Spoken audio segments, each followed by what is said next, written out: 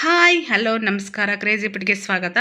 ಇದು ಭಂಡಾರ ಶ್ರೀ ಮೈಲಾರಲಿಂಗೇಶ್ವರ ಸ್ವಾಮಿ ಸನ್ನಿಧಿಯಲ್ಲಿ ಎಲ್ಲ ಪ್ರತಿಯೊಬ್ಬರು ಧರಿಸುವಂಥ ಭಂಡಾರ. ಇದರ ಮಹತ್ವ ಏನಪ್ಪ ಅಂದರೆ, ಮೈಲಾರಲಿಂಗೇಶ್ವರ ಸ್ವಾಮಿ ರಾಕ್ಷಸರ ಜೊತೆ ಯುದ್ಧಕ್ಕಿಳಿದಾಗ ಹೇಟಾಗಿಬಿಟ್ಟು ಸುಸ್ತಾಗಿ ಮಲಗಿಬಿಡ್ತಾರಂತೆ. ಆವಾಗ ಪಾರ್ವತಿ ದೇವಿ ಅಲ್ಲೇ ಇದ್ದಾಗ ನಂದಿಯ ಕೊಂಬನ್ನು ಕಿತ್ತು ಅದನ್ನು ಅರ್ಶಿನ ಕೊಂಬನ್ನಾಗಿ ಮಾಡಿಕೊಂಡು ಅದನ್ನು ಮೈಲಾರಲಿಂಗೇಶ್ವರ ಸ್ವಾಮಿಗೆ ಹಾಕ್ತಾರಂತೆ, ಅದನ್ನ ಹಚ್ತಾರಂತೆ. ಆವಾಗ ಅದು ನೋವು ಗಾಯ ಎಲ್ಲ ಒಣಗಿಬಿಟ್ಟು ನೋವು ಎಲ್ಲ ಮಾಯ ಆಗಿಬಿಡುತ್ತಂತೆ. ಅಷ್ಟು ಪವರ್ಫುಲ್ ಆಗಿರುತ್ತಂತೆ. ಸೊ ಅದನ್ನು ಪ್ರತಿಯೊಬ್ಬರು ಹಣೆಗೆ ಧರಿಸೋದ್ರಿಂದ ನೋವು ಕಡಿಮೆ ಆಗುತ್ತೆ.